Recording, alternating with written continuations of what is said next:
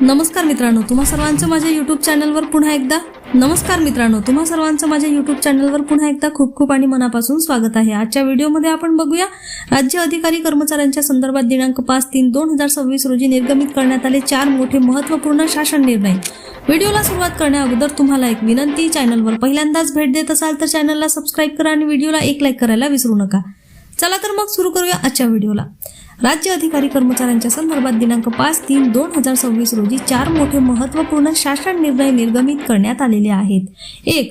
नगर विकास विभाग, महाराष्ट्र शहरी प्रशासकीय सेवामधील मुख्य अधिकारी गट अ सहाय्यक आयुक्त, गट अ संवर्गातून मुख्य अधिकारी, गट अ निवड श्रेणी उपायुक्त, गट अ संवर्गात व मुख्य अधिकारी, गट ब सहाय्यक आयुक्त, गट ब संवर्गातून मुख्य अधिकारी, गट अ सहाय्यक आयुक्त, गट अ संवर्गात पदोन्नती देण्यासाठी विभागीय पदोन्नती समिती स्थापन करण्यास मंजुरी देण्यात आलेली आहे।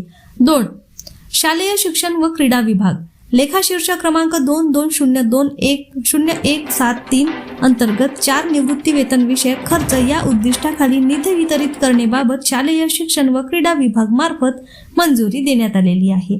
3. ग्राम विकास विभाग, जिल्हा ग्रामीण विकास यंत्रणांमध्ये लागू करण्यात आलेल्या अधिकारी व कर्मचारी आकृतीबंधातील पदांना दिनांक 1/3/2026 ते दिनांक 31/8/2026 पर्यंत मुदतवाढ देण्यास मंजुरी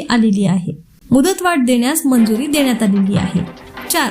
उद्योग, ऊर्जा कामगार व खनिकर्म विभाग, शासकीय मुद्रण, लेखन सामग्री व प्रकाशन संचालनालय मुंबई व संचालनालयाच्या अधिपत्याखालील विविध कार्यालयातील अस्थायी पदांना दिनांक 1/3/2026 ते दिनांक 31/8/2026 पर्यंत मुदतवाढ देण्यात येत आहे। पुन्हा भेटू एका नवीन अपडेटसह, तोपर्यंत धन्यवाद।